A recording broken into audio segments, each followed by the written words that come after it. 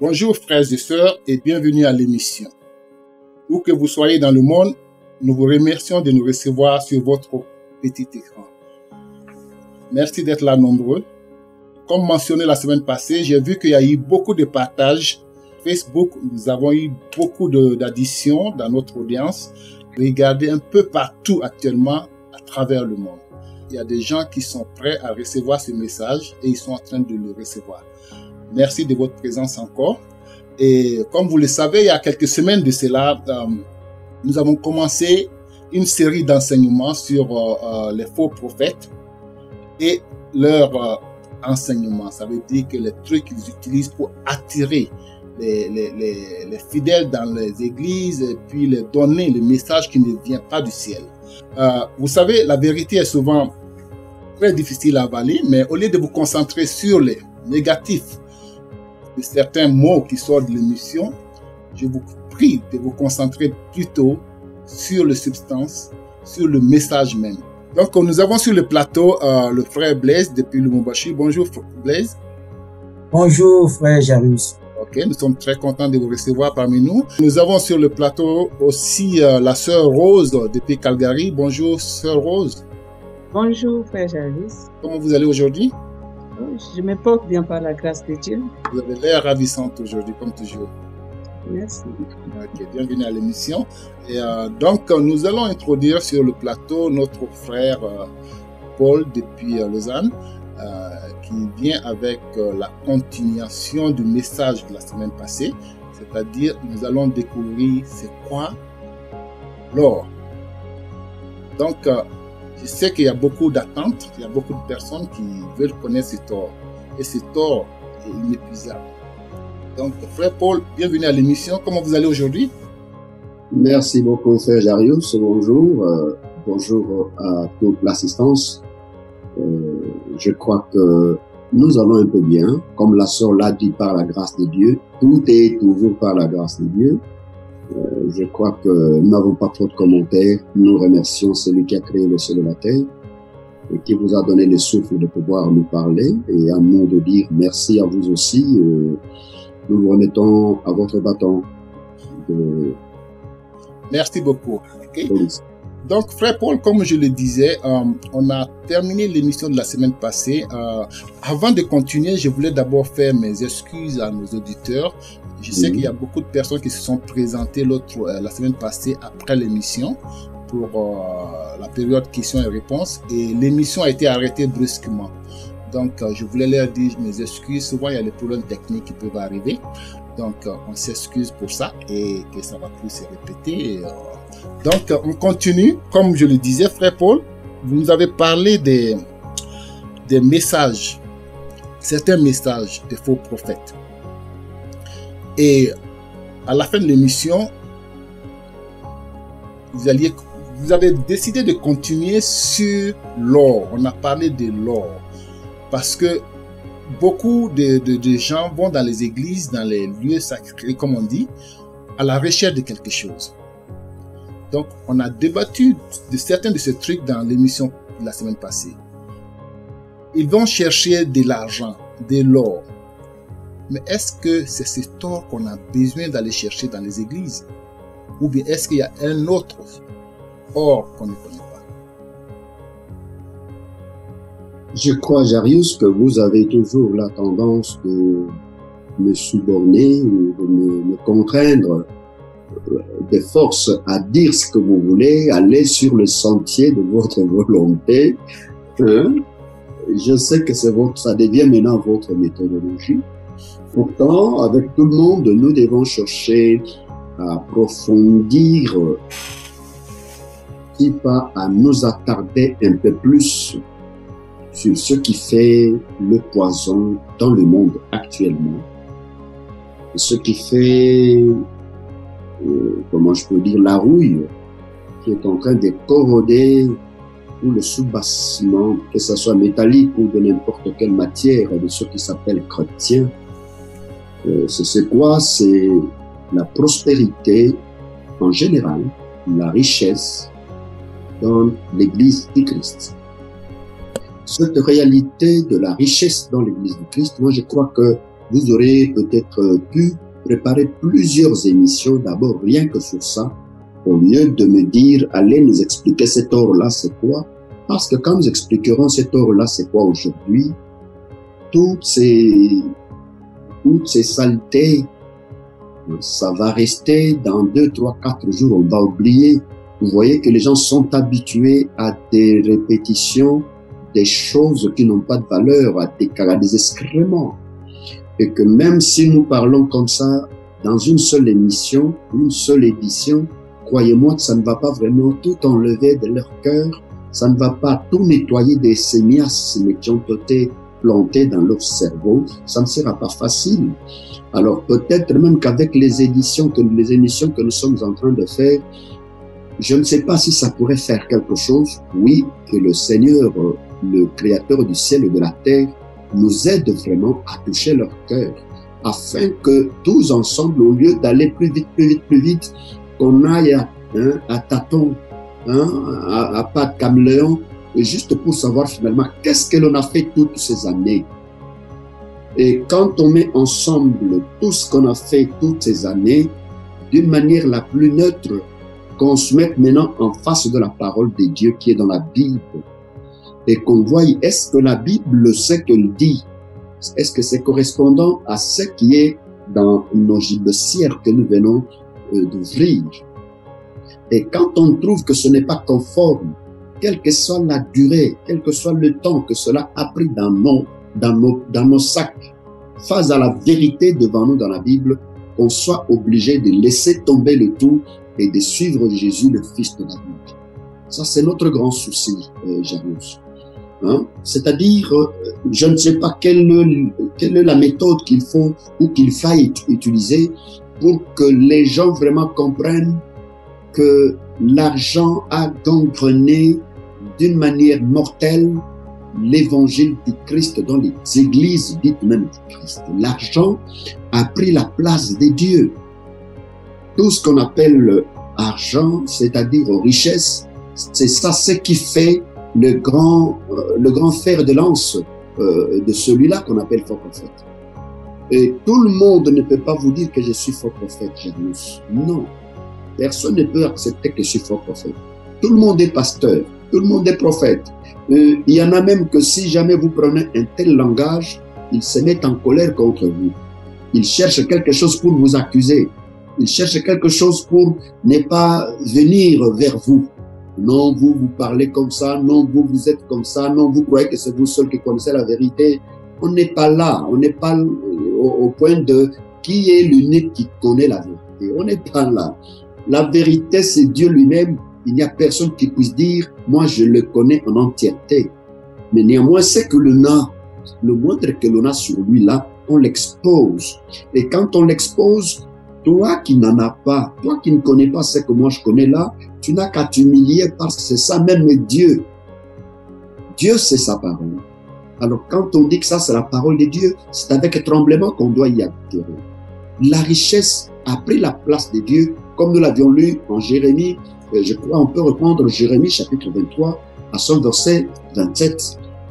Ce verset, moi pour moi, il est très important que les gens y mettent toute leur attention, même ceux qui insultent, même ceux qui sont en train de nous bouder.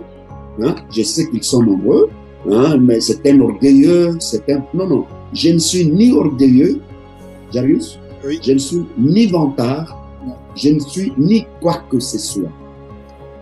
Mais je suis un instrument que l'on a pris pour vous transmettre un souffle de Dieu. Quelle que soit ma manière de m'y prendre, aie pitié de moi. Il devait plutôt se concentrer sur le message. Voilà, Jairus.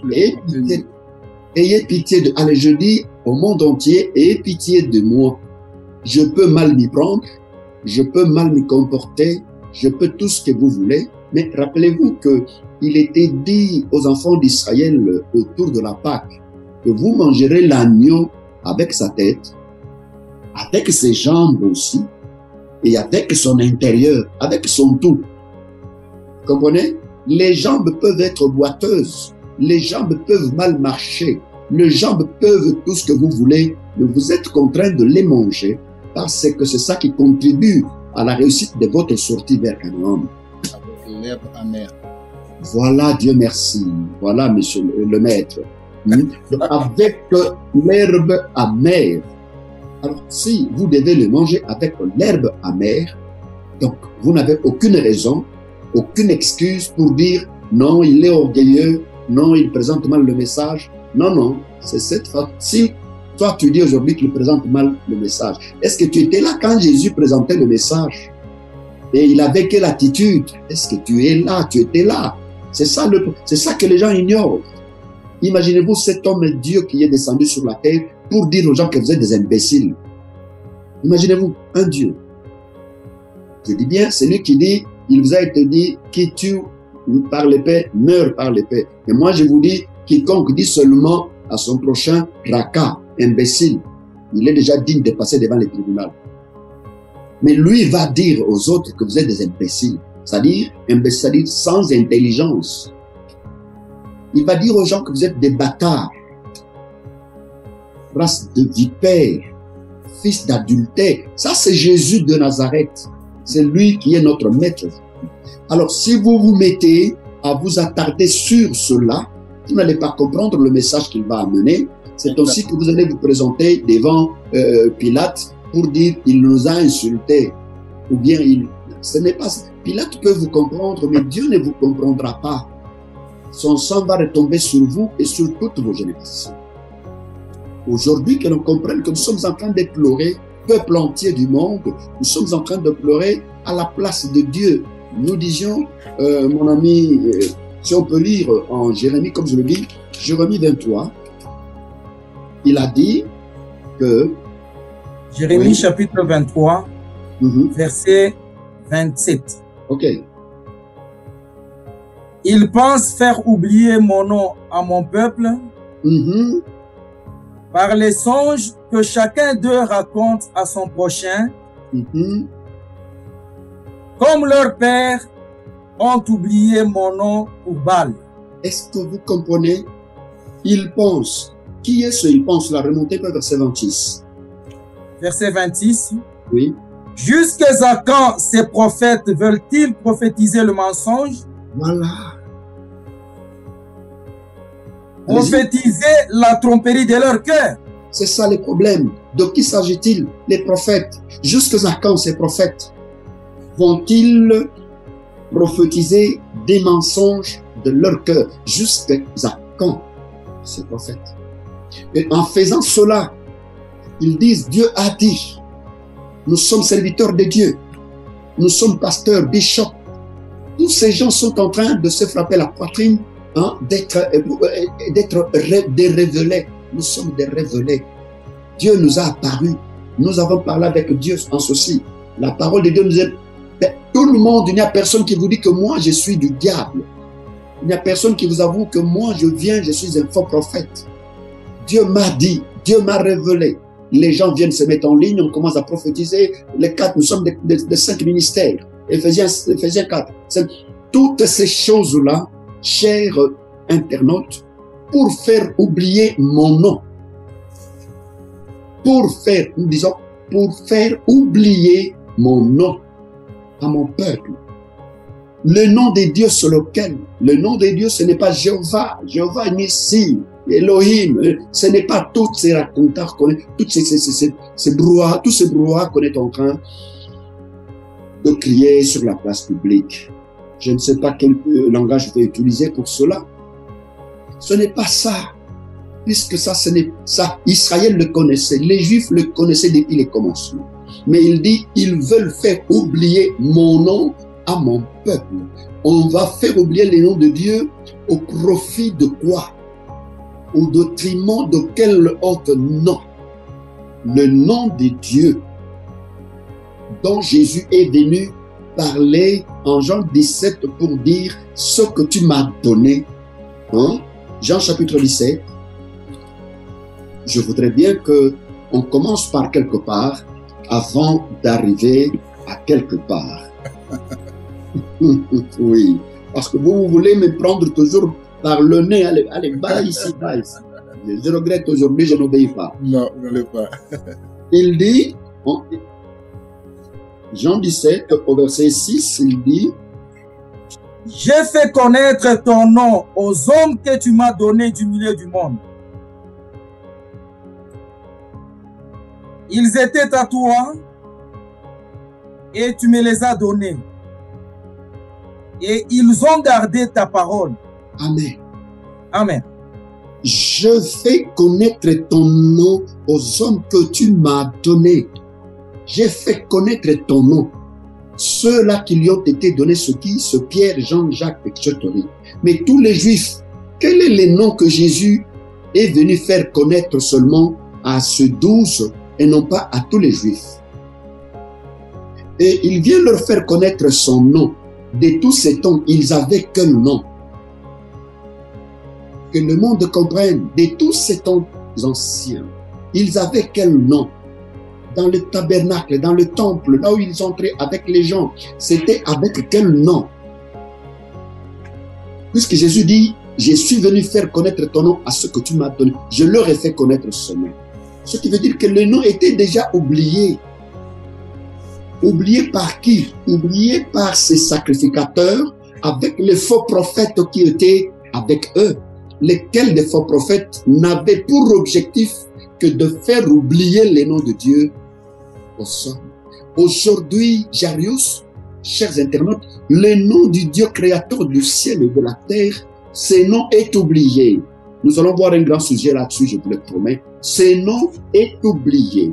À cause de qui? À cause des pasteurs, à cause des faux prophètes qui prophétisent les histoires de leur cœur tout en les faisant passer pour la parole de Dieu. Et cela, c'est quoi en tout et en grand? En faisant endormir ces peuples par des discours dolorifiques, des discours, comment je peux dire, empoisonnés pour leur faire ou pour les faire endormir. C'est lequel vous serrez la tête et non la queue. Car Dieu a dit, c'est pour des projets meilleurs. Je ne sais pas, j'ai pour vous des projets, comment? Je crois que Rose, ça, vous devez connaître ça à cœur. Hein? Non les projets des malheurs et non pas les projets de tout ce que vous voulez là. Bien, pas de... Donc, et avec ça, les gens sont en train de courir derrière ces gens parce qu'ils leur disent, vous serrez la tête et non la queue. Donc, quand vous venez à Dieu, vous ne devez pas être la queue. Quand vous venez à Dieu, vous devez avoir la vie et surtout la vie en abondance. Je suis venu pour qu'il soit en abondance. Ça, c'est Jean chapitre 10. Je veux qu'on reprenne toutes ces choses. Jean chapitre 10, verset 10, afin qu'il soit en abondance. Qui? Allez-y, lisez-le, mon ami. Chapitre 10, verset 10. Oui. Le voleur ne vient que pour dérober, égorger et détruire. Moi, je suis venu afin que les brebis aient la vie et qu'elles soient dans l'abondance. Je veux que vous reteniez tous ces mots-clés. Qu'ils soient dans l'abondance. Qui doit être dans l'abondance? Les enfants de Dieu. Nous devons vivre l'abondance. Chacun cette année doit faire l'expérimentation de la vie en abondance. C'est la parole de Dieu. On utilise toujours la parole de Dieu, comme on l'a dit la fois passée. On monte plus haut, on entre dans la parole, on met des griffes jusqu'au-delà, mais on ne sait pas arriver à aller de l'autre côté. Et quand on revient, cette abondance, c'est quoi? Avoir des richesses, avoir l'argent. On ne court que pour l'argent, on n'enseigne que l'argent. Tous les pasteurs, et surtout chez vous là-bas, c'est vraiment une maladie. Hein? Moi, je ne croyais pas que le Canada pouvait être aussi à un niveau comme celui que vous avez. Quand vous allez chez vous, c'est au Québec, il y a plus d'églises et en grande partie, vous trouvez des églises, bon, je ne vais pas donner un mot parce que vous allez me traiter de n'importe quoi. Mais le nom de Dieu est oublié au Canada. Moi, je me demande, quand nous sommes en Afrique, nous les Africains, nous pleurons. Nous disons en tout cas, on va faire des jeûnes de prière pour que Dieu nous élève, que Dieu nous donne les visas. qu'on puisse aussi partir au Canada, qu'on puisse partir aussi en Amérique. Mais vous arrivez au Canada, vous trouvez ceux qui sont au Canada en train de mentir encore les autres. Vous trouvez ceux qui sont au Canada en train d'utiliser les mêmes mots, les mêmes versets, les mêmes expressions que nous utilisions en Afrique. Maintenant, je me demande, au Canada, c'est pour aller à la Lune? Oui. Oui, ma question, c'est de savoir, mais au Canada, vous l'avez dit la dernière fois, oui. Ces pasteurs nous suivent, ils vont plus au village. Quand ils ont les révélations dans les villages, ils viennent dans les villes. Alors, quand les peuples viennent maintenant chez les Occidentaux, ils les suivent. Mais mon frère, c'est une bonne chose, Jarus, ce que vous dites. Mais c'est ça notre chagrin en Afrique. On est dans des montagnes 40 jours, 100 jours, des jeunes de 100 jours. Pourquoi que Dieu me donne le visa et que je puisse aller au Canada? Et maintenant que le pasteur est au Canada, il utilise maintenant ce même verset avec vous qui le suivez pour aller où? À la Lune maintenant. Il obtient le visa pour aller où? À la Lune. Ce n'est plus le visa. Maintenant, c'est quoi maintenant? Qu'est-ce qu'on veut? Et vous imaginez qu'il y a des gens qui, même quand tu lui fais voir que ma soeur, hein, c'est qu'on est en train de te dire ici, ça te tue. Il te dit non, en tout cas, toi avec tes histoires là, va te faire foutre. Hein. Moi, en tout cas, c'est ça ou rien. Mais il y a des gens qui se disent que c'est à cause de, parce qu'ils ont cru à ces gens, ils sont ici. Ils ont été sur les montagnes, c'est pour ça qu'ils sont ici. Donc, s'ils retrouvent le même message ici, ils pensent que, bon, ceux qui sont venus chercher ici, ils vont le trouver à travers ces gens. Maintenant, ils vont trouver quoi ici? Mais c'est l'argent. Vous voyez un peu, voilà la mort. Oui. Voilà la mort.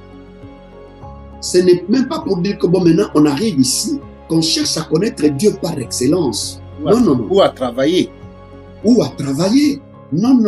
Ce sont des mêmes choses, là. Entrer dans des églises, dans toutes ces églises, ce sont des mêmes choses. Je ne parlais pas des Occidentaux par origine, parce que chez eux, ils sont clairs. Que Dieu fasse tomber. Imagine, est-ce qu'au Canada, tout comme en Europe, où nous sommes, ou en Amérique, où nous sommes, est-ce que vous vous imaginez qu'il y a un seul continent qui soit aussi riche comme l'Afrique? Il n'y en a pas. Parce qu'il suffit que les Africains se révoltent et qu'ils ferment leurs portes pour dire, ou bien alors vous nous tuez avec les bombes, ou sur rien, plus personne ne prend quelque chose de chez nous pour aller chez vous. Mais tous ce pays vont fermer les portes. Tous ces Américains, tous ces Canadiens, ils ferment les portes. Comment vous n'avez pas travaillé chez vous, où il y a toutes ces richesses, et que vous pensez venir mieux travailler chez ceux qui sont en train de penser à être des dieux? Chez ceux qui vous disent que, bon, écoutez, vos histoires de Dieu là-bas, allez, hein. Moi, je crois que je n'ai pas assez de temps. Il a le temps d'aller faire voir son ventre dehors sur une plage. Il a ce temps-là d'être nu avec son enfant. Il a du temps. Il a du temps pour donc, mais pas pour Dieu. Eux sont clairs. Ils vous disent ouvertement que nous n'en avons pas besoin. Et pour ceux qui peuvent encore un tout petit peu se flatter la conscience, ils vous disent, nous sommes catholiques. Ils vont dans leurs églises catholiques là-bas. C'est pour quelques 20 minutes. C'est terminé. Au nom du Père, du Fils et du Saint-Esprit, on part. Les évangéliques, ils sont là pour vous chanter et pour manger. Voilà tout ce qu'ils ont à faire. Ils sont là pour chanter. Le pasteur passe là pour quelques minutes, 3 minutes. La semaine prochaine, nous aurons une collection. On va préparer ça. Il ne sera que pour ça. Comprenez? Mais maintenant, vous qui êtes en train de chercher Dieu là, au lieu de Dieu, ça devient l'argent. Au lieu de Dieu, ça devient l'or. L'or et l'argent appartiennent à l'Éternel. L'or et l'argent nous appartiennent. La gloire du second temple sera plus que la gloire de... Mais tout ça, vous le tirez où? Dans la Bible. Que vous soyez en abondance. Où? Dans la Bible. L'or et l'argent appartiennent à l'Éternel. Vous le tirez où? Dans la Bible. Et nous vous disons que arrêtez le char. Nous venons vous aider. Nous vous disons que Jésus-Christ, face à cet évangile, Jésus se trouve recrucifié.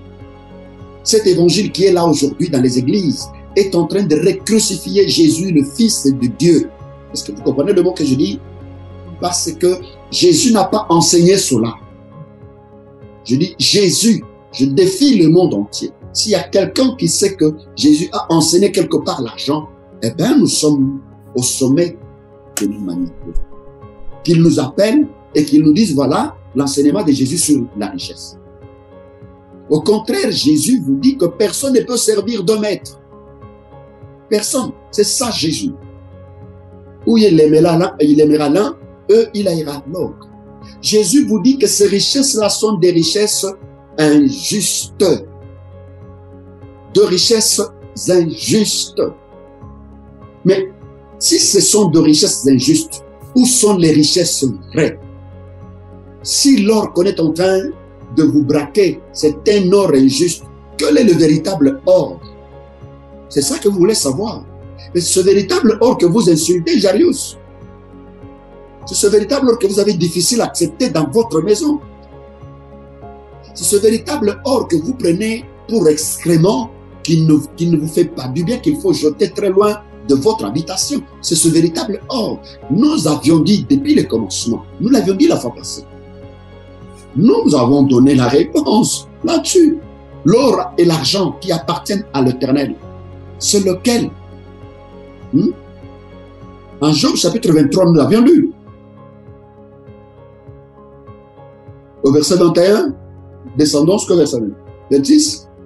Allez-y au verset 24, carrément, puisqu'on avait déjà parlé. Jette l'or dans la poussière.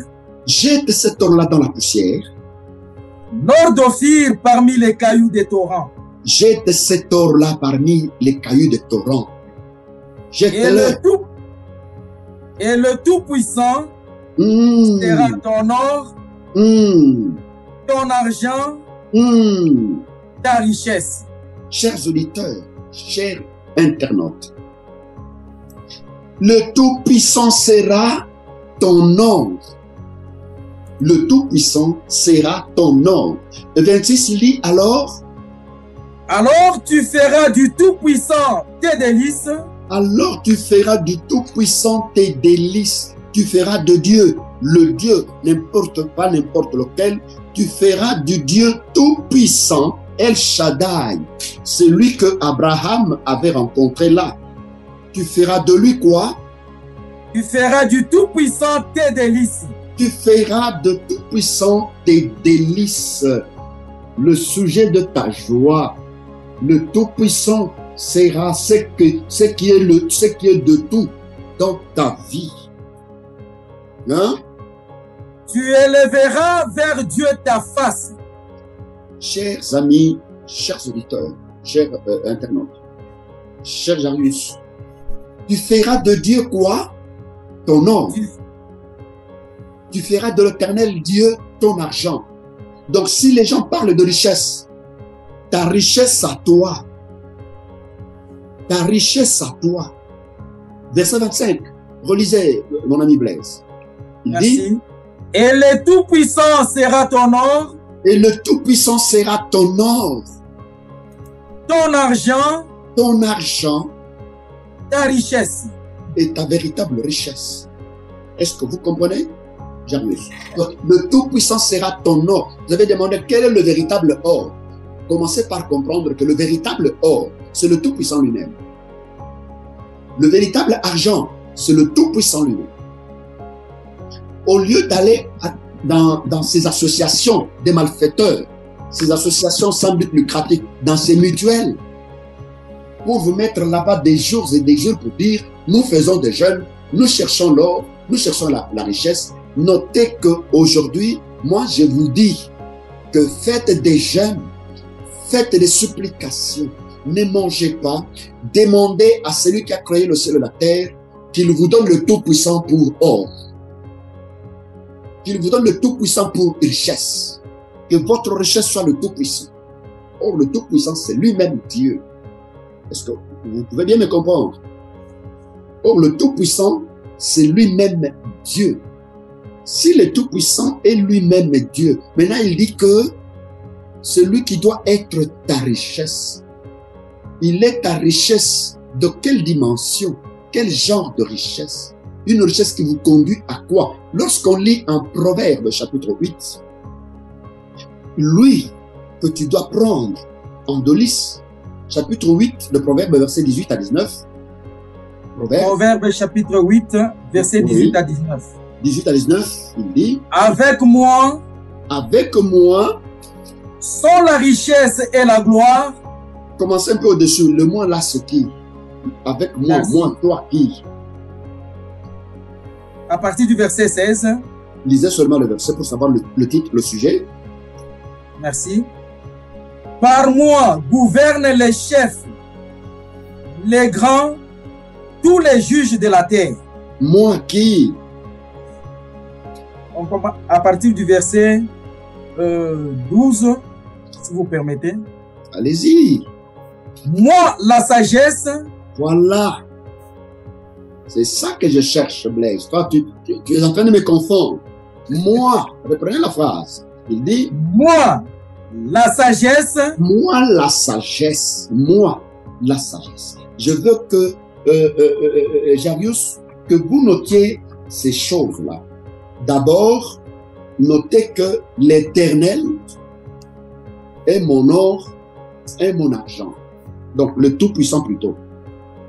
Tout-Puissant est mon or et ma richesse.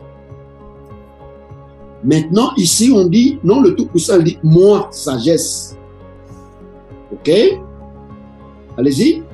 Moi, la sagesse. Moi, la sagesse. J'ai pour demeure le discernement. J'ai pour demeure le discernement. Et je possède la science de la réflexion. Ça, c'est la sagesse qui parle. Maintenant, va au sujet indiqué, au verset indiqué, verset 18. Avec moi. Avec moi. Oui. Sont la richesse et la gloire. Avec moi sont la richesse et la gloire. Avec moi, les biens durables et la justice. Ok. Mon fruit est meilleur que l'or. Ok. Que l'or pur. Et mon produit est préférable à l'argent. Je veux que vous compreniez une chose. Donc, l'Éternel Dieu sera ton or. Maintenant, la sagesse se dit, moi la sagesse. J'ai comme demeure, j'ai pour demeure la science. Et je te dis que mon fruit est meilleur que l'or. Mon fruit est meilleur que l'or. Que l'or pur. Et mon produit est préférable à l'argent. Donc, au-dessus de l'or, il y a quelque chose qui est encore plus. C'est la sagesse. Et avec la sagesse, marche l'argent. Et avec lui, avec moi, avec cet argent, je possède une richesse ou des richesses qui sont éternelles. Vous avez lu? Amen. Avec moi sont la richesse et la gloire, les biens durables et la justice. Les biens du... Alléluia. Amen. Avec moi sont les biens durables. Les biens durables. Avec moi, la sagesse. Sont les biens durables. Quels sont les biens durables qui sont avec la sagesse? Quelles sont les richesses? Sont les richesses. Quelles sont les richesses durables qui sont avec la sagesse? C'est l'or et l'argent. Qu'est-ce qui est au-dessus de l'or et de l'argent? Qu'il soit avec la sagesse et que la sagesse soit disposée à les donner à quiconque s'approche de lui. Monde entier, approchez-vous de la sagesse. Approchez-vous de la sagesse. Vous aurez ce qui est plus que l'or. Vous aurez des richesses éternelles, de richesses durables. Donc vous comprenez à partir de ce moment, ce que nous avons vu à Matthieu, qu'il y a de richesses injustes et des richesses durables. Maintenant, je crois que vous comprenez bien, Jarius. Oui. Il y a les richesses durables, les richesses pures et les richesses injustes. Les richesses injustes appartiennent à maman, c'est ça qu'on appelle maman, tandis que les richesses pures proviennent de qui? De la sagesse. Je ne sais pas si vous comprenez ça, si c'est bien compris d'abord. Oui, il y a une question. Notez la question. Oui, allez-y. C'est la sœur Rose. Oui. Sa mère commence à se fatiguer.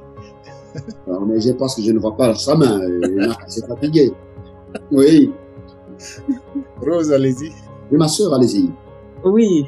Frère Paul, que dites-vous des gens qui vont dans les églises, qui se disent que ils n'ont pas le motif d'aller chercher les richesses, mais plutôt ils cherchent Dieu, mais ils se rendent compte dans leur vie qu'ils ont des problèmes spirituels, par exemple.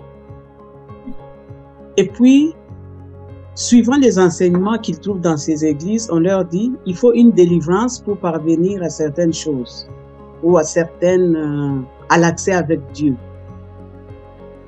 Est-ce que pour aller rencontrer Dieu, il faut une délivrance? Oui, il y a des enseignements comme ça. C'est ça qui vous empêche d'être en contact avec votre Dieu. Parmi les promesses. Et ils vivent peut-être des rêves qui montrent qu'ils sont dans des combats là inexplicables. Ils ont besoin d'être aidés par... Et je vais vous aider à comprendre que même les fallacieuses délivrances dont vous entendez parler là, ce sont des exercices de cimetière. Je répète, parmi les enseignements, les faux enseignements des faux prophètes, nous allons parler de la délivrance et vous comprendrez que ce sont des enseignements de cimetière. Ce n'est pas ça la délivrance de Christ.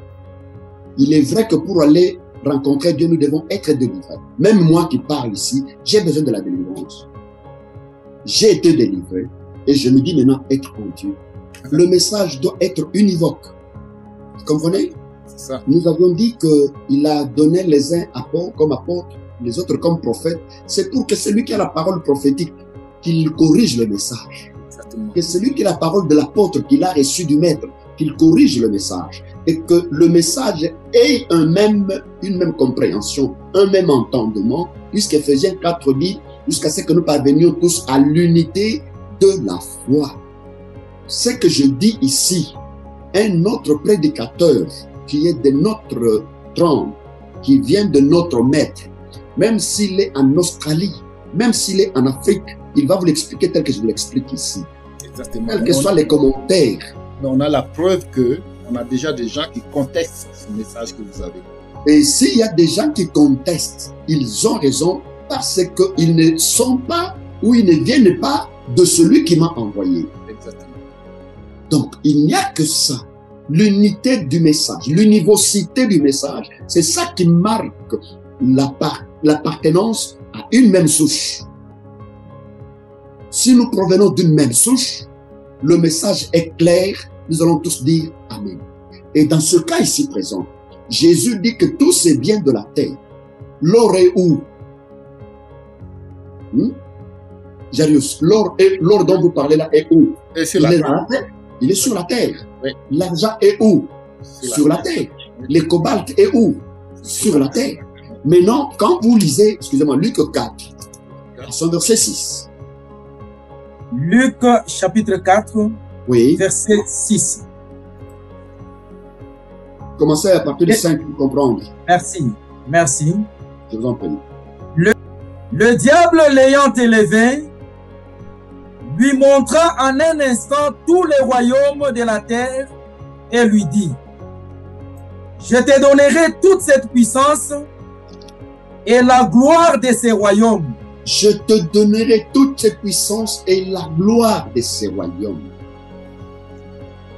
Car oui. Elle m'a été donnée. Elle m'a été donnée.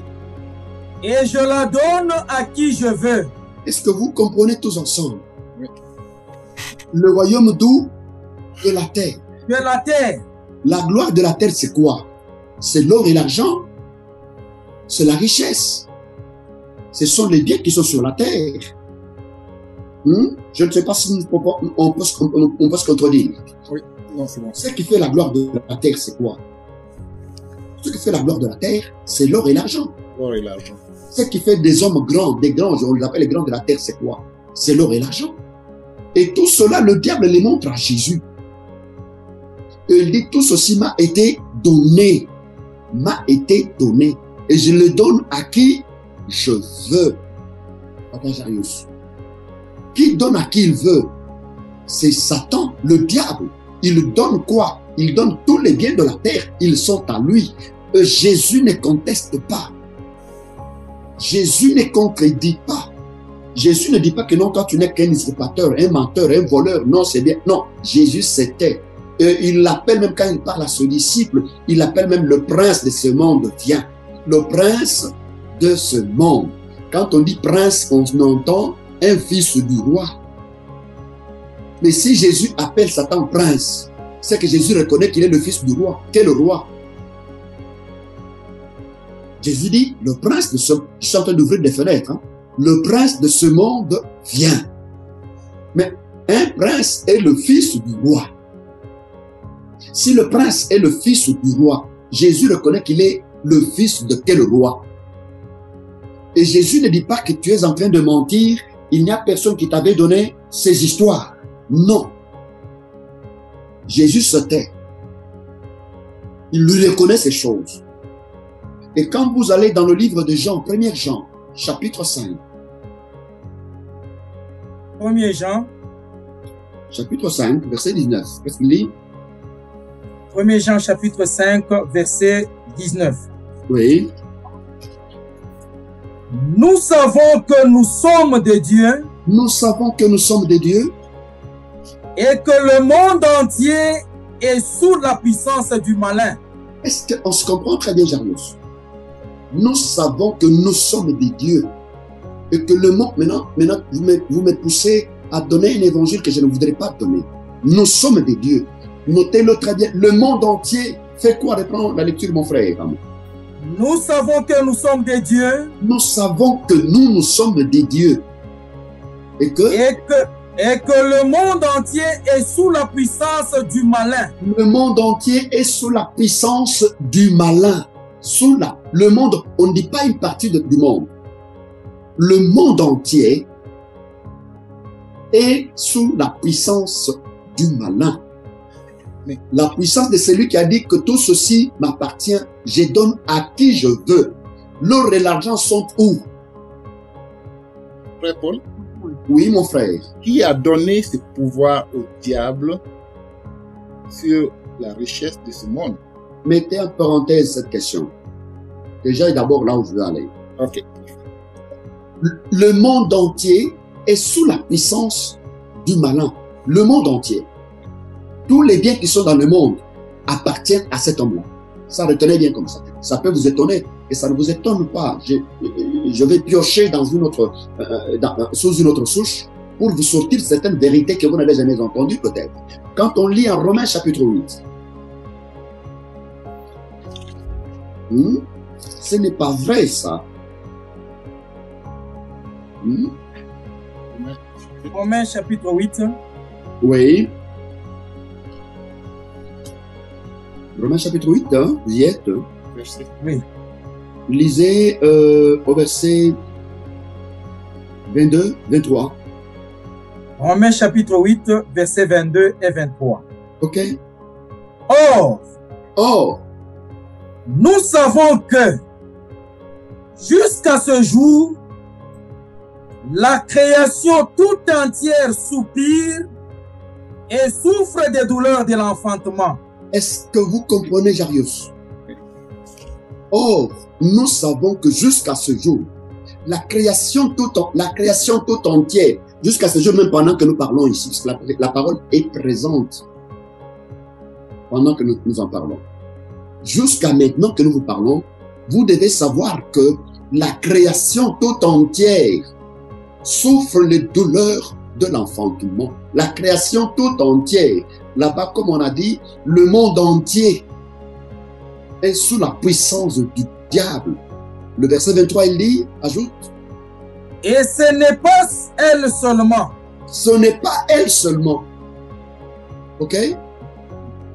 Mais nous aussi, qui avons les prémices de l'esprit, nous aussi, nous soupirons en nous-mêmes en entendant l'adoption, la rédemption de notre corps.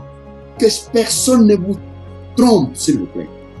Notre corps est en train de subir ce corps physique, ce corps matériel est en train de soupirer. Ce monde est en train de souffrir. Non seulement comme nous-mêmes sommes en train de souffrir, qu'on croit que ça... Non, non, non, non, non. La création tout entière est soumise à cette règle du néant. Donc, nous soupirons, nous souffrons. Les richesses qui sont dans le monde, elles sont en train de soupirer sous la puissance de qui? De Satan. Voilà pourquoi Jésus dit des richesses injustes, de richesses à autrui. Autrui qui, le prince que Jésus nomme le prince de ce monde, le roi de ce monde, qui lui a donné. Il n'y a personne qui lui a donné, mais Dieu l'a jeté là-bas. Dieu l'a renvoyé là. Quand vous lisez l'Apocalypse, on vous dit qu'il y a eu guerre et puis il fut précipité sur la terre. On ne l'a pas envoyé dans le Mars ou dans le Jupiter. On l'a envoyé sur la terre. Et quand il vient, comme c'est par là qu'il a séduit l'homme, c'est par là qu'il a fauché toute l'œuvre de Dieu, alors on l'a livré à la vanité de son cœur, avec toutes ses richesses. Et ça, ce ne sont pas de richesses. Et il n'y a personne qui puisse vous dire que non, bon, écoutez, maintenant, aujourd'hui, cet or et cet argent, ça devient pur parce que ça appartient à notre Dieu. Jamais, l'or dont Dieu a parlé, que l'or et l'argent m'appartiennent, pour le donner à ses enfants. Ce n'était pas cet or ici, parce que c'est celui-là qui devrait construire le nouveau temple plus glorieux, le nouveau temple plus glorieux. Et quel était cet or-là? Jarius, c'était cet or-là? Où était cet or-là? Proverbe vous dit, c'est avec moi la sagesse. C'est moi la sagesse qui possède cet or-là. C'est moi la sagesse qui possède cet or-là. C'est moi la sagesse qui possède cette richesse-là. Mais quelle est cette richesse? Quel est cet or que la sagesse possède? Alléluia. Lisez-moi dans le livre de Psaume. En Psaume chapitre 12, il dit au verset 7. Psaume chapitre 12, verset 7. Psaume chapitre 12, verset 7. Les paroles de l'Éternel sont des paroles pures. Les paroles de l'Éternel sont des paroles Un argent pures. éprouvé. Un argent éprouvé sur terre au creuset. Ok. Et 7 fois épuré. Est-ce que vous comprenez? L'or et l'argent appartiennent à l'Éternel. Relisez le même verset pour un bon témoignage. Hein, en 2 Samuel chapitre 22 verset 31. Les voies de Dieu sont parfaites. La parole de l'Éternel est éprouvée. Est-ce que vous comprenez? Les voies de Dieu sont parfaites. La parole de l'Éternel est éprouvée. Il est un bouclier pour tous ceux qui se confient en lui. Est-ce que vous comprenez? La parole de Dieu est éprouvée. Éprouvée comme quoi? Éprouvée pourquoi? Éprouvée comment? Parce que la parole de Dieu est un argent pour Dieu. Est-ce que vous comprenez? Le livre de Psaume nous dit l'argent pour nous, l'or et l'argent pour nous. Quand Dieu dit l'or et l'argent appartiennent à l'Éternel, ce qui est plus que l'or, ce qui est plus que l'argent, c'est la sagesse qui le donne. Qu'est-ce que la sagesse donne? Voilà ce qui est important. Qu'est-ce que la sagesse donne? La sagesse donne la parole. La parole de Dieu est pure. C'est la parole de Dieu qui est votre or et votre argent. Est-ce que nous comprenons très bien? C'est la parole de Dieu qui est l'argent, qui est l'or pur, éprouvé, qui n'a pas de scorie. Je crois que ma soeur, vous allez supporter un tout petit peu longtemps, mais vous allez comprendre. L'or pur, c'est quoi? L'argent pur, c'est quoi? C'est la parole de Dieu. La parole vient d'où? La parole vient de la sagesse. La sagesse dit, j'ai de richesses éternelles. J'ai de biens impérissables au-dessus de l'or et au-dessus de l'argent. Est-ce que vous comprenez? Attention, lorsque nous lisons 1 Corinthiens chapitre 1er, verset 30.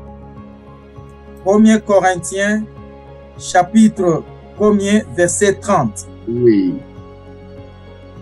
Or, c'est par lui que vous êtes en Jésus-Christ, lequel, de par Dieu, a été fait pour nous sagesse, justice et sanctification et rédemption. Amen. Bon, Amen. Maintenant, imaginez-vous que Jésus-Christ a été fait quoi? A été fait quoi? Sagesse. Si Jésus-Christ est la sagesse puissante de Dieu, je dis Jésus, est-ce que Jarus, vous comprenez? Oui, oui. Jésus est la sagesse toute puissante de Dieu. Si Jésus est la sagesse toute puissante de Dieu. Or, il y a la sagesse qui dit, j'ai des richesses impérissables, des richesses éternelles. C'est que c'est lui qui dit que j'ai des richesses, c'est Jésus. Oui. Puisque Jésus est la sagesse. Ouais. Puisque Jésus est la sagesse de Dieu.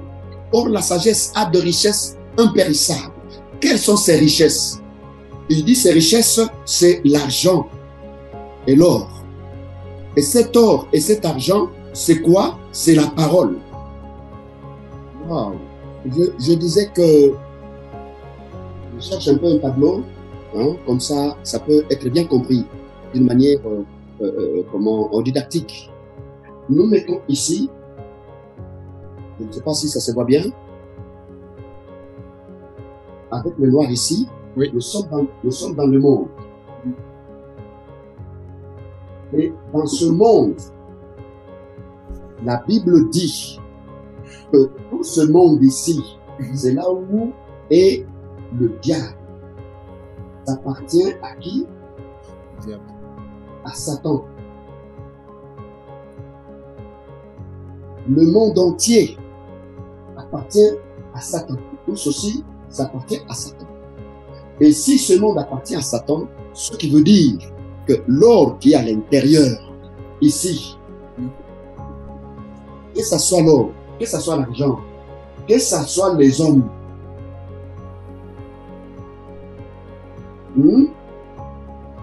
tous les livres que nous avons lus, ici, s'applique Romains chapitre 8. Romains dit que même nous les hommes qui sommes dans ce monde, nous sommes en train de croupir parce que nous attendons encore le rachat, la rédemption. La rédemption de quoi? De notre chair, quand bien même nous avons déjà reçu les prémices de l'Esprit. Nous avons les prémices de l'Esprit, le Saint-Esprit, mais nous sommes dans le monde, et étant dans le monde, notre corps ici est en train de pleurer. Cette chair est en train de soupirer. Pourquoi? Parce qu'il est sous la puissance du diable. Il est sous la puissance du diable. Donc, c'est ici que s'applique la puissance du diable, c'est-à-dire, c'est 1 Jean, que nous avons lu au chapitre 5, verset 19. C'est ici que s'applique ce que nous avons dit, Romains chapitre 8. Romains chapitre 8, les versets 23 et 22-23 que nous avons lu. C'est-à-dire, ce monde ici appartient à Satan. Et ce monde qui appartient à Satan, c'est ce qu'il a dit lui-même, le Satan. C'est ce qu'il a dit à Jésus. Je donne à qui je veux. Nous nous référons, nous inspirons de Luc chapitre 4. Et personne ne peut nous en vouloir parce que s'il y a quelqu'un qui peut contredire, qu'il prenne la Bible et qu'il dise le contraire de cela. Donc, nous comprenons que Luc 4 nous dit que ce monde appartient à celui qu'on appelle le prince de ténèbres. Vous comprenez? Maintenant, pour vous qui êtes des dieux, 1 Timothée a dit au chapitre 6, verset 11, il a crié, il a dit, pour vous qui m'écoutez, sortez d'ici, fuyez ces choses. Il a dit, fuyez, pour vous, fuyez ces choses. on doit fuir. Quand on fuit, on va où? Quand on fuit, on va vers le ciel, vers Dieu. Je crois que là, c'est bien, ça se voit très bien. Donc, on va vers le ciel, vers Dieu. Qu'est-ce que Dieu dit? Dieu ne peut pas nous donner les mêmes choses qui sont ici. Dieu ne peut pas nous donner le même argent qui est ici. Nous ne pouvons pas aller chez Dieu pour commencer encore à lui demander, Dieu donne-nous le cobalt, pendant que le cobalt est là. Nous sommes des stupides. C'est ce que nous avons dit tout à l'heure. On quitte l'Afrique, là où il y a les richesses. On va en Europe pour dire maintenant, on va chercher maintenant. Ah, mais c'est insensé. Hein? Quelqu'un, tous les gens qui se mettent à genoux ici et qui lèvent la main, nous prions Dieu. Ce sont des anathèmes. Tout le monde qui est ici, qui dit venez, amenez vos richesses. Toutes les richesses nous appartiennent. Ce sont des anathèmes. Et ceux qui sont à sauver, ils écoutent un son de la trompette. Et le son de la trompette, qu'est-ce qu'il leur dit? Écoutez, venez vers moi. Moi qui, Dieu, le Dieu qui est ici, il dit que moi, le Dieu Tout-Puissant qui suis là, c'est moi, le Dieu qui est ici, c'est lui qui est l'or et l'argent.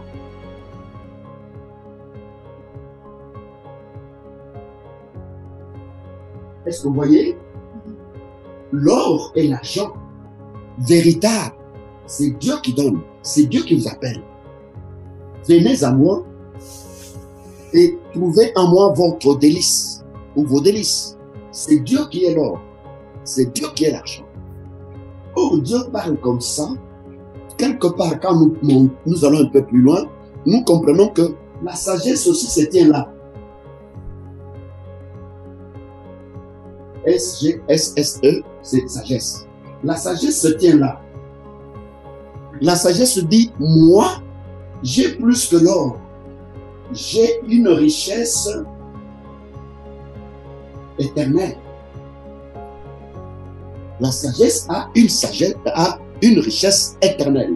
Il a or et argent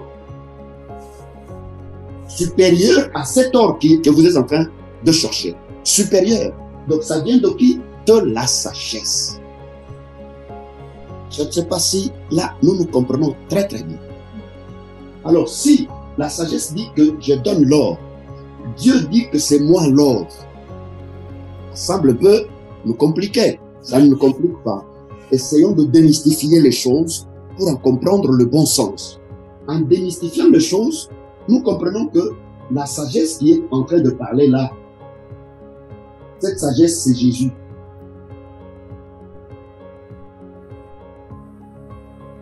C'est Jésus qui est la sagesse. Jésus est la sagesse. La sagesse est Jésus. Si la sagesse est Jésus, la sagesse donne de l'or.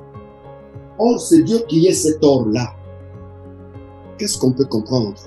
Nous allons comprendre. Est-ce que vous comprenez le calcul qui est là? Oui.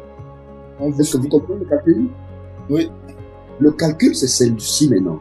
C'est de comprendre qu'attention, il faut connaître Jésus dans sa véritable nature.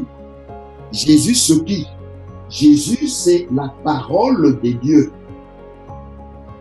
Au commencement était la parole était avec Dieu, et la parole était Dieu. Cette parole est venue dans le monde, et on l'a appelé Fils de Dieu. Donc Jésus est la parole de Dieu. Si Jésus est la parole de Dieu, oh, Dieu lui-même est parole. Jean 1. Amen. Amen. Vous comprenez maintenant, hein? Ah, dites Amen. Donne-moi un Amen. Amen. Donc, Jésus est la parole. Or, la parole est Dieu. Donc, Dieu est sa parole. Or, Jésus est la sagesse. Donc, la sagesse est Dieu lui-même. C'est cette sagesse qui donne l'or. Or, la Bible nous dit que l'argent et l'or, c'est qui? C'est la parole. Nous avons lu en Psaume chapitre 12 que l'argent, c'est la parole. L'argent. Est-ce que tu peux Je vais relire ça. En psaume 12, on a lu. Hein? La parole de Dieu est un argent pur, éprouvé. La parole de Dieu, nous avons lu ça. Donc, Dieu est la parole, Jésus est la parole, c'est que Dieu est Jésus. Oui, amen, Jésus est le Dieu Tout-Puissant. Cependant, le Dieu Tout-Puissant Jésus, Jésus est sa sagesse. Or, qui dit sagesse, dit parole. La sagesse donne la parole. La sagesse qui donne la parole, c'est Jésus. C'est Jésus qui est la parole. Or, Jésus, c'est Dieu. Donc, Dieu, c'est la sagesse. Et alors, l'or qu'il donne, l'or qu'il doit donner aux gens, c'est laquelle? L'or qu'il donne aux gens, c'est la parole. Amen. Donc, maintenant, écoutez, Jarius. Si l'or est la parole, maintenant, relisez Jean chapitre 10. Verset 10. Jean chapitre 10, verset 10. Je ne sais pas si aujourd'hui je serai bien compris ou pas. Je ne sais pas. Qu'est-ce qu'il dit? Il dit, le voleur ne vient que pour dérober, oui, égorger et détruire. Ok. Moi, je suis venu afin que les brebis aient la vie. Je suis venu afin que les brebis aient la vie.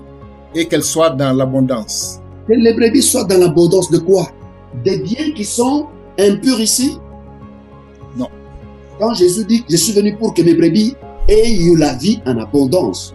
Donc, cette abondance, c'est l'abondance de l'or et de l'argent qui sont sous la puissance du diable? Non. Non. Est-ce que vous comprenez très bien? Là, est-ce que vous me comprenez? L'abondance dont il est en train de parler, c'est l'abondance de quoi? Lui est la sagesse.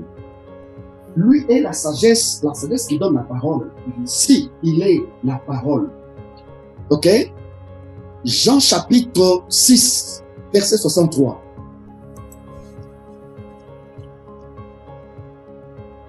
Jean chapitre 6, verset 63. Qu'est-ce qu'il dit?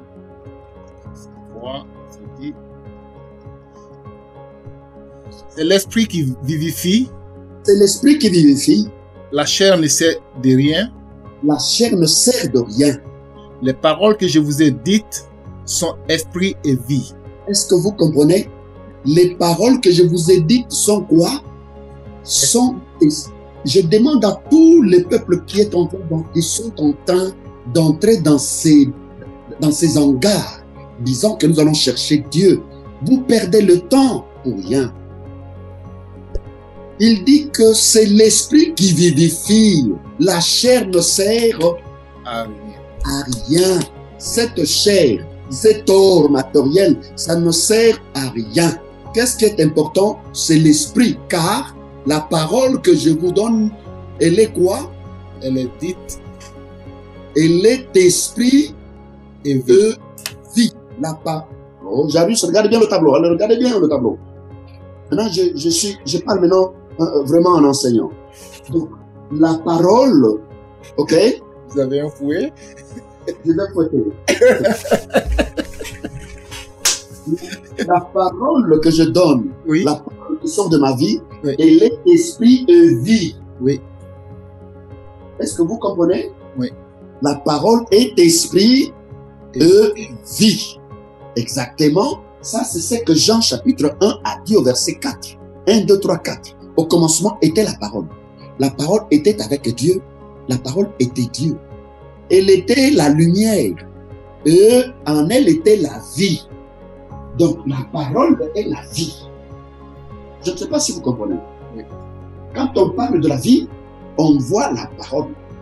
Maintenant, quand Jésus dit, je suis venu pour que mes brebis aient la vie, de quelle vie s'agit-il? La vie d'entrer dans des véhicules? Quand Jésus dit, je suis venu pour que mes brebis aient la vie en abondance, la vie d'entrer dans des avions? La vie d'avoir un bon pantalon et une bonne veste? Être bien costumé et se faire ovationner par des gens? C'est ça la vie qu'on appelle la vie? Naza na vie. En lingala, on dit Naza na vie. C'est-à-dire, dans notre salle, donc je suis dans le loyenge, dans la vie. Et quand on boit, on couche avec des femmes par ici, on en compte autant, on dit, dans la vie, j'ai la vie. Est-ce que c'est de cette vie-là dont Jean parle en disant, je suis venu pour que mes brebis aient la vie et qu'ils soient en abondance? Peuple congolais, peuple qu'est-ce qu'on dit, abidjanais, peuple ivoirien, peuple du monde entier, comprenez qu'on est en train de vous faire du mal. On est en train de vous troubler, de vous détruire, tout en vous disant qu'on est en train de vous donner la vie. On ne va pas à l'église pour chercher l'argent. On a fait oublier le nom de Dieu au détriment de l'argent. Les gens ne vont que pour avoir. Toutes les prières ne sont qu'autour de que Dieu nous donne. Dieu va faire pleuvoir. On va faire une déclaration cette année. Il n'y a que ça. Le nom de Dieu, on l'a oublié. Or, le véritable or pour lequel on doit aller chez lui, pour être riche. Et imaginez-vous, je vais évoquer peut-être, bon, on a assez gagné du temps. Prenons un peu, quand il dit, Jésus est venu de riche qu'il était, il s'est fait pauvre. Donc, de riche qu'il était. Il était riche en quoi? En aluminium. Non. De riche qu'il était, quand il était au ciel, de riche qu'il était ici. Donc ici, il était riche en quoi? Quelles sont les richesses d'ici? C'est de ces richesses-là dont il était revêtu. De riche qu'il était. Où? Là. Comment maintenant les gens vont convertir ces choses pour les tremper dans le excrément, dans les caca? De riche qu'il était. Il était riche où? Au ciel. De quelle richesse? De richesse céleste. Est-ce que vous comprenez, mon frère? Il était riche de richesse céleste. Il s'est fait pauvre. Se faire pauvre, c'est quoi? C'est ça qu'il dit en Philippiens chapitre 2. De riche qu'il était, il s'est fait pauvre. Comment est-ce qu'il s'est fait pauvre? Il s'est fait pauvre, Philippiens chapitre 2. Oh Seigneur mon Dieu, qu'il ouvre le cœur du monde. Amen. Verset 5, 6, 7, qu'est-ce qu'il dit? Philippiens chapitre 2, versets 5 à 7. Il dit, ayez en vous le sentiment qui était en Jésus-Christ. Quel sentiment?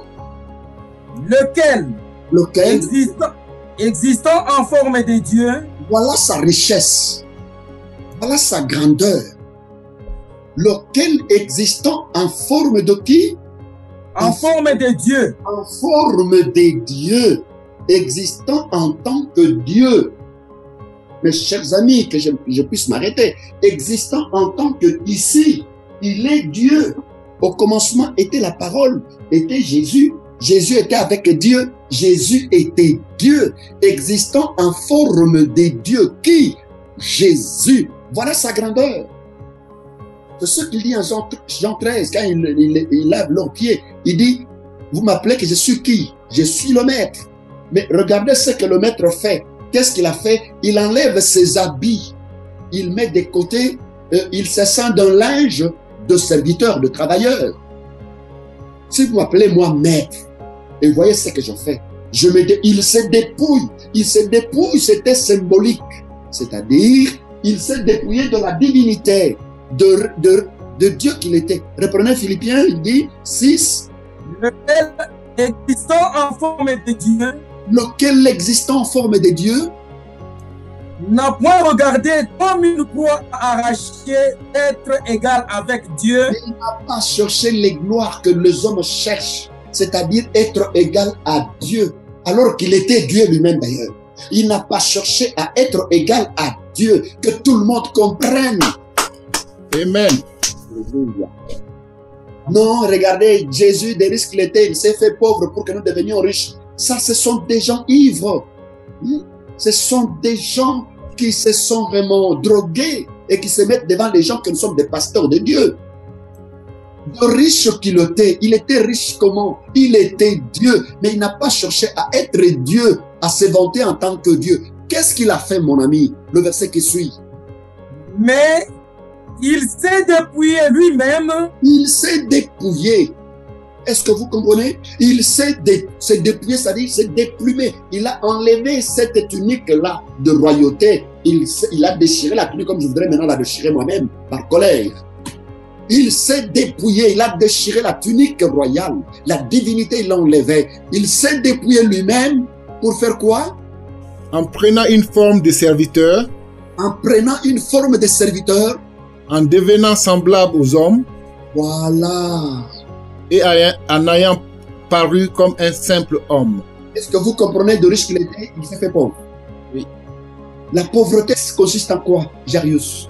La pauvreté consiste en la nature de l'homme. Quand on est homme, on est pauvre. Quand on marche homme dans un jet, l'homme dans un métro, l'homme dans une voiture, l'homme transporté dans des palanquins sur des palanquins, c'est ça la pauvreté. La nature de l'homme, c'est ça la pauvreté. On est humilié. Amen.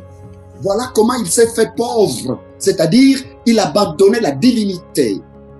Il n'a pas voulu se faire applaudir comme Dieu. Il a pris la forme de l'homme. Il a pris la forme de l'homme. C'est pour que l'homme devienne semblable à qui? À lui. L'homme doit devenir semblable à lui. Lui était qui? Était riche. Avec toute sa divinité. Cette déité, si je peux le résoudre en ce mot, cette déité, il vient vous l'accorder. Il vient pour vous la donner, pour que vous aussi vous deveniez riche comme il était auparavant. Ce n'est pas pour que vous ayez des dollars. Maudit soit celui qui circule, qui véhicule un tel message. Ce n'est pas pour que vous ayez des dollars. Ce n'est pas pour que vous ayez je ne sais pas moi, que vous soyez des milliardaires de la terre. Les milliardaires de la terre, c'est ce que nous avions lu en Apocalypse. Tu es nu, pauvre et aveugle. Malgré ce que toi tu crois avoir là, tu es nu et pauvre. La pauvreté, mes chers amis, dans le monde. Quand la Bible dit Jésus s'est fait pauvre, c'est-à-dire il s'est dépouillé de la divinité. Il a ôté la tunique d'être appelé Dieu et il a porté l'humiliation. L'humiliation est en quoi? L'humiliation est dans l'homme, dans la nature humaine. Pour que nous devenions riches, c'est-à-dire pour que nous aussi nous revêtions ou que nous revêtions de cette tunique que lui a ôtée pour nous. Voilà la richesse. Voilà l'or et l'argent que procure la sagesse. C'est-à-dire que donne Dieu, Dieu lui-même étant cet argent. Voilà pourquoi il dit l'or et l'argent m'appartiennent, puisque lui-même, l'Éternel est notre or. Oui, l'Éternel est notre or. Pourquoi? Parce que l'Éternel est la parole. Et que ici on nous dit que la parole, c'est ça, votre or et votre argent. Donc si la parole est notre or et notre argent, or la parole est Dieu, donc voilà pourquoi Dieu est notre or, voilà pourquoi Dieu est notre argent. Si vous trouvez ces trésors, allez, vendez tout ce que vous avez et revenez, et vous allez prendre un or gratuit. Vous allez avoir un argent gratuit. Vous serez plus grand que n'importe qui de ce monde et vous serez appelés des fils de Dieu. Vous serez appelés des dieux même, puisque Jésus s'est fait pauvre pour que vous deveniez des dieux. Ce n'est pas vous faire saupoudrer par ces gens qui veulent s'enrichir sur vos têtes pour dire l'argent appartient à l'Éternel. Voilà, comprenez aujourd'hui, cet or-là, c'est quoi? C'est la parole éternelle. C'est avec cet or-là qu'on va construire le deuxième temple, qui doit être plus glorieux que le premier temple. À celui qui veut comprendre, qu'il comprenne que Dieu a besoin d'un nouveau peuple pour s'aimer la vérité qui doit conquérir le monde et faire retriompher son nom dans les cœurs de ses enfants. Vous avez la parole et que Dieu vous bénisse. Amen. Maintenant, vos questions, ici à vous. Amen, amen, amen. Merci beaucoup, frère Paul. Merci beaucoup pour ce message qui me laisse toujours bouche bée. Et je voulais remercier le frère Blaise Donc, avant de continuer, Sœur Roge a une question. Oui, nous l'attendons. Oui, ma question c'est par rapport à l'or. Oui. L'or et l'argent appartiennent à Dieu. Je voudrais un peu un éclaircissement sur la raison d'être de l'or que Dieu a mis sur terre, et puis le même Dieu a placé le diable au-dessus de ça. Et puis, quand il a créé tout ça, quand il a créé l'homme, il a dit à l'homme, domine sur tout, assujettis la terre, travaille sur ça. Et c'est comme en quelque sorte Dieu a mis l'homme dans des pétrins, parce que le diable est plus fort et l'homme aussi est charnel, il aura besoin de cet or, en quelque sorte. Mais je suis content de votre question, ma sœur Rose. Vous avez donné une très belle illustration. L'illustration que vous avez donnée d'excellente, c'est laquelle? C'est l'exemple du jardin. Dieu a créé l'homme, il l'a placé dans le jardin. C'est dans le jardin où il y avait l'or. C'est dans le jardin où il y avait l'argent. C'est dans le jardin où il y avait toute la richesse. N'est-ce pas? Il y a placé l'homme pour que l'on puisse se jouir de cela. Voilà pourquoi le psaume a dit, fais de l'Éternel tes délices. Il a fait ce jardin pour que ça soit un lieu de délices, de plaisir. C'est ça même qu'on appelle Éden. Éden, ça veut dire un lieu de délices, de plaisir, de joie que Dieu a donné à l'homme. Mais il ne faut pas oublier que l'ordre du monde a changé, a été changé par la vanité de cet homme-là. C'est ça que le Romain 6 que nous avons lu l'a dit. La vanité de son cœur a soumis le monde à la vanité. Pourquoi? Voilà l'élément le plus important que vous avez prononcé. Vous avez dit, Dieu lui a donné l'or, l'argent, tout, et lui a dit de travailler. C'est ça que vous avez dit. Hein? Il lui a dit de travailler. Maintenant, figurez-vous un peu. Adam est en Éden, l'or est à côté, l'oxyre est là-bas, le diamant est là, le bénix, je ne sais pas, toutes les pierres là sont là, tous les arbres sont là. Maintenant, Adam se met, Dieu lui dit, voilà l'instrument, travaille et garde.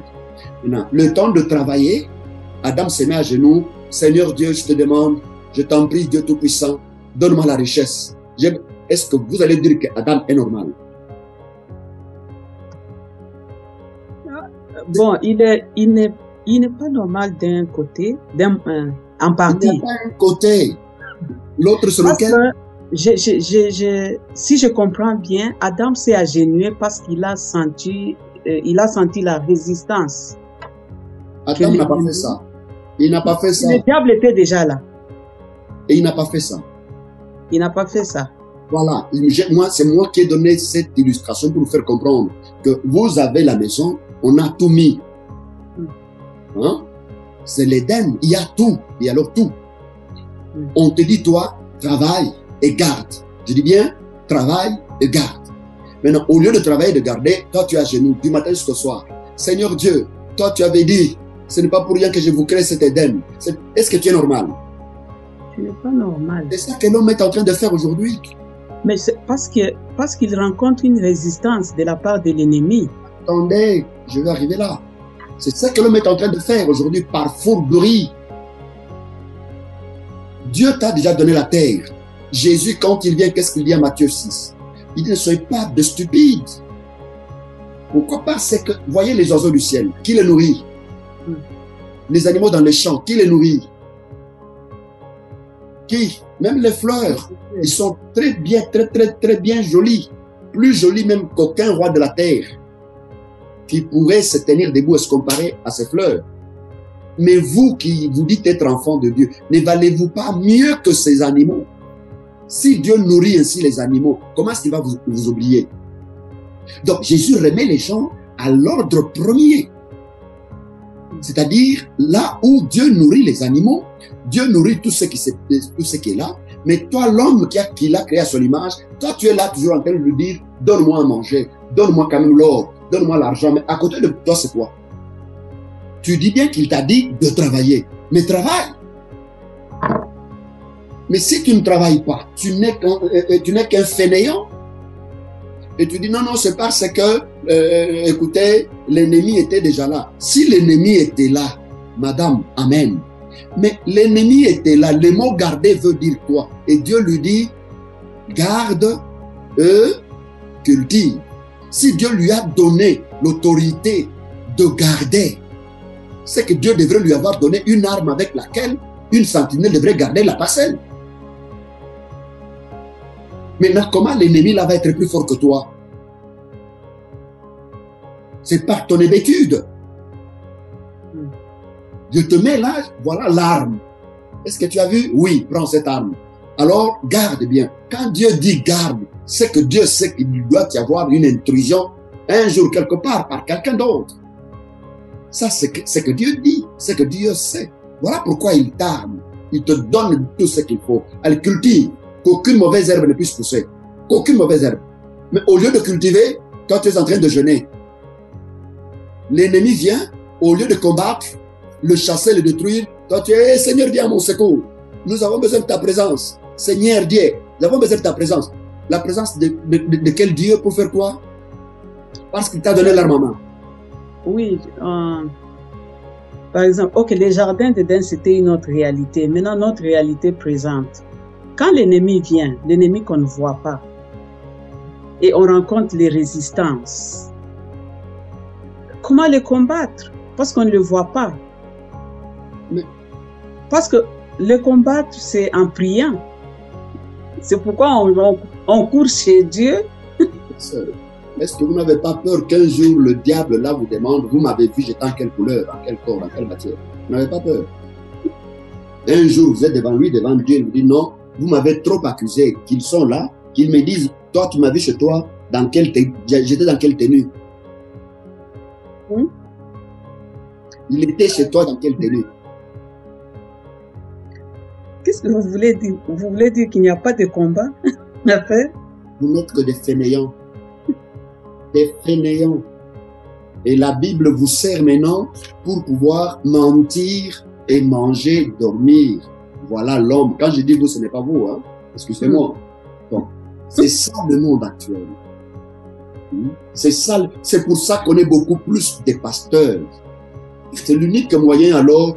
Donc, quand on a la Bible maintenant, alors, voilà. Vous êtes pasteur. Vous combattez contre lui. N'est-ce pas? C'est pour que vous receviez. Mais qu'il arrache ce qu'il a volé. Pour arracher. Maintenant, pour arracher, il faut maintenant aller arracher par les mains des chrétiens. Ce sont les chrétiens qui sont des Satan. Est-ce que ce sont des chrétiens qui sont des Satan? Parce que vous devez arracher maintenant entre les mains des chrétiens. Si vous ne donnez pas, vous serez punis. Dieu va vous maudire. Donc ce sont eux les Satan alors. Le peuple a longtemps souffert. À l'heure du germe, le mensonge ne régnera pas toujours. Voilà voilà la parole, voilà le message. Allez crier la nouvelle. Allez dire au monde, Dieu a besoin de vous. Ne vous laissez plus encore piper par ces gens qui ne veulent pas faire quelque chose et qui sont en train de vous endormir avec des versets mal compris. Merci. Amen. Merci beaucoup, Frère Paul. Merci.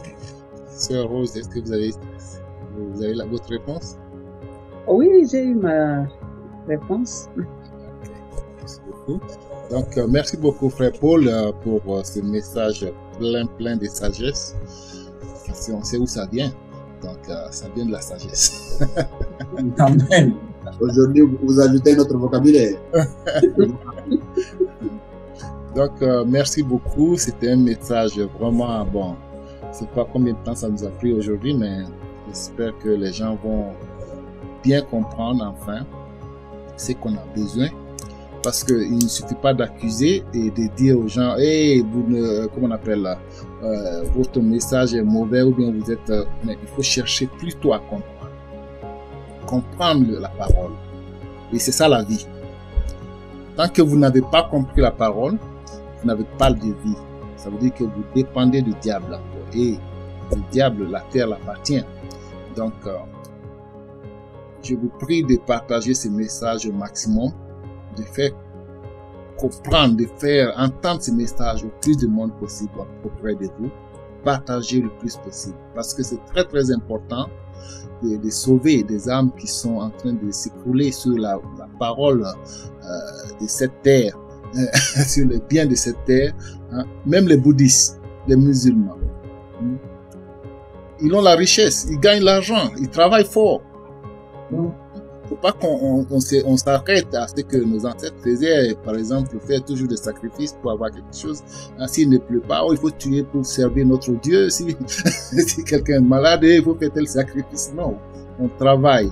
Hein, c'est pour ça que les autres sont en avance. Hein, c'est pour ça que leurs cerveaux sont ouverts à la science. Ils créent des médicaments. Au lieu de saboter ces médicaments, cherchons à travailler dur pour être à leur égard. Donc, merci beaucoup pour ce message, frère Paul. Vraiment, moi, personnellement, je suis encore ébahi parce que je découvre chaque fois qu'on est sur ce plateau. Je suis plus riche, hein. Au moment du début de l'émission jusqu'à date, je suis plus riche encore. Chaque jour, je deviens plus riche. Hein. Ce n'est pas avec l'argent, mais avec cette parole qui me persécute, qui m'attaque chaque jour, qui me dit réveille-toi chaque jour, ces paroles. Donc merci beaucoup pour ces paroles. Et frère Blaise, merci de votre présence. Et, merci. J'espère que vous serez très souvent avec nous. Merci. Ok, merci beaucoup, c'était très gentil de votre part. Donc sœur Rose, je ne sais pas qui vous défendez ici, mais la parole est claire, c'est la vérité. Il y a quelqu'un derrière lui. Non, c'est une question. Question reste question. Je sais que vos questions, on vous donne ça quelque part. Non, pas du tout. Ok, parfait. Je m'excuse alors. Donc, merci beaucoup. Comme toujours, pour le dernier mot, je donne ça au frère Paul. Pour terminer l'émission, frère Paul. Je vous remercie beaucoup, frère Jarius. Je vous remercie de cette disponibilité que nous avons, avec la bonté de Dieu, bien sûr, la bonté de Jésus-Christ. Nous prions à ce que plusieurs personnes s'associent aussi à cette bonté, à cette œuvre de la bonté, en vue de sauver un plus grand nombre. C'est comme ça paraît comme de la blague, que celui qui aura même par hasard, même par accident, celui qui aura eu le temps de voir de visionner cette vidéo, se rappelle des paroles du Christ qu'il a dit. C'est comme ça a été le jour de Noël, le jour de l'autre. On se moquait toujours, on blaguait, on croyait que c'était de l'amusement, jusqu'à ce que le déluge arrive. Nous ne souhaitons pas que ce soit la même chose, que celui qui lit fasse attention. Shalom, et que Dieu bénisse son nom, Dieu bénisse ses enfants, et Dieu tire vraiment ceux qui sont parmi à son message. Je vous remercie. Soyez bénis. Amen. Amen. Merci beaucoup, frère Paul. Merci à vous, sœur Rose. Merci à vous, frère Blaise. Et je crois qu'on se retrouve la semaine prochaine pour une autre émission pleine de surprises. Et comme je termine toujours, et comme dit le frère Paul, Shalom. Shalom.